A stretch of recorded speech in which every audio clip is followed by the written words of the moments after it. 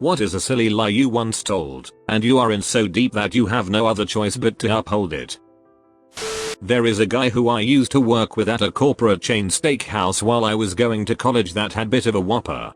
We stayed up all night partying and he didn't wake up in time for his opening shift the following day. When he finally got up he was 2 hours late and had a grip of missed calls. He was about a month away from graduating and had worked the same job all through college. So he was worried that he was going to get fired and wouldn't be able to use the job reference, so his solution was to call in and tell the boss he had been in a car accident on his way to work. Now this temporarily solved the problem. But to really tell the story, he ended up hiding his truck in a friend's garage and working his next 4 weeks of serving shifts with a fake alarm cast. Brandon, you're a ducking legend. Last year on the first day of a month-long rotation in medical school, I was telling a story and accidentally referred to my dog as my daughter. Quickly did the mental evaluation of how embarrassing it would be to correct myself vs rolling with it, and just decided to go with it and pretended I had a kid for the rest of the month. I didn't purposely bring it up or anything. But if someone mentioned it, it was October, was asked about taking my kid trick-or-treating etc., I would just vaguely agree and not elaborate on anything. Here we go. When I was in 6th grade, my buddy and I attempted to skip school. We planned that the next day he would stay homesick. I would use this landline phone I had in my room, which had a hold feature, what I thought would tie up the line all day so that the school couldn't get a hold of my mom, who worked from home. This is obviously long before cell phones were a thing. I would go to buddy's house and we would play Genesis all day. So, turns out that phones don't work like that. We're hanging out and suddenly I hear a car outside. I run downstairs and hide while buddy answers the door to my crying mother, who asks if he's seen me. He lies and says no. When she goes, I come up and decide that I'm in big trouble and need to cover it. I plan to say some teenagers from the nearby high school were picking on me and chased me around a neighborhood I didn't know well. I head home and run into my dad, who was looking for me. I give him the story and he seemed to buy it. He takes me home where my mom is on the phone to the police. She had my school picture out and is crying. She puts me on the phone and makes me tell my story to the cop. He sounds skeptical but he accepts the story. My mom is happy I wasn't abducted by serial rapists. She then asks if I want to go back to school in the afternoon. I say I do, because it'll get me away from being grilled about it anymore at home. But at school I get grilled by my teacher and the principal. My friend informs me the entire school went on lockdown when I was missing because of potential abduction. I had to keep going with the teenager's story for years. I finally told my mom years later when I was an adult and she was pretty mad. But I was past getting in trouble for it. I can't think of any really big ones. But there's one weird one. In college, a group of people I didn't know well were talking about this guy they'd gone to high school with who looked exactly like me. To the point that they were convinced I was him ducking with them by pretending to be someone else. The only difference was that my doppelganger wore glasses. And I didn't.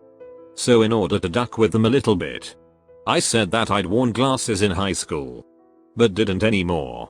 I'd never worn glasses. One of the people there that I did know well remembered what I'd said.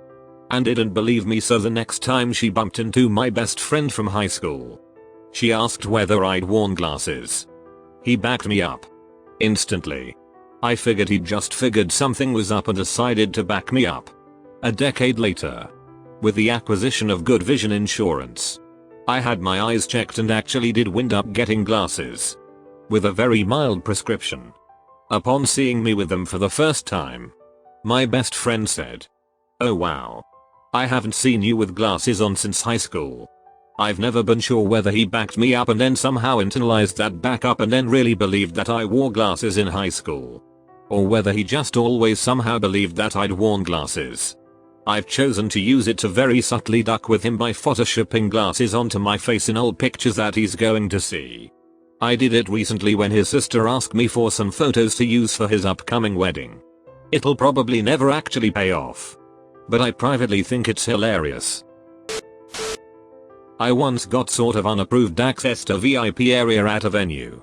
And the person who got me in probably would have gotten in trouble if it was found out that they did. A fairly major musician was playing.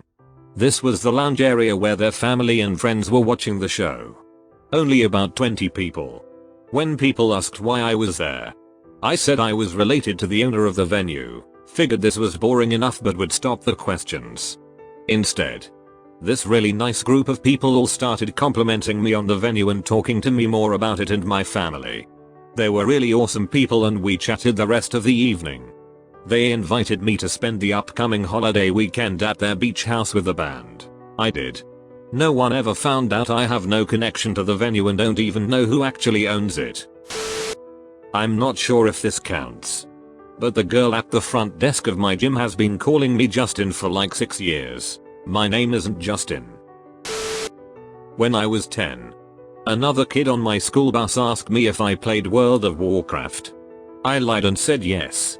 I spent the entire rest of the year, before and after school on the bus, talking about a game I never played in my life. One day, I was invited over when he made me log in.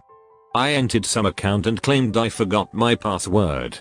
Spending the next 30 minutes trying to debug by resetting a password to an account that doesn't exist. Haha. Oh my god. What was I doing? Years ago, Canada beat the United States in the Olympics in hockey. I had a couple co-workers that had been gloating about how the US was gonna kick those Canadian asses for a week beforehand. So, naturally I teased them the day after the Canadians won. What? Are you Canadian or something? Actually, yes. I have a dual citizenship. They told a bunch of other co-workers and it spread around. I had to look up Canadian facts to keep my story straight. Told my husband when we first met that he couldn't talk to my grandparents because they only spoke German. They did speak a lot of German, but their English was fine. I just didn't want them to know I was seeing an Irish Catholic guy. They were very strict Lutherans. Now I'm 20 years into the marriage, and so screwed. Used to get my nails done when I lived in China with a friend. We told elaborate lies about her rich husband and my useless boyfriend to the ladies who did our nails as a way to practice vocabulary in Mandarin. I was leaving in like a few months so it was easy, but she had to find pictures of babies and weddings and dresses to use. I just had to remember that my BF was a doctor and probably cheating on me and she had to choose baby names.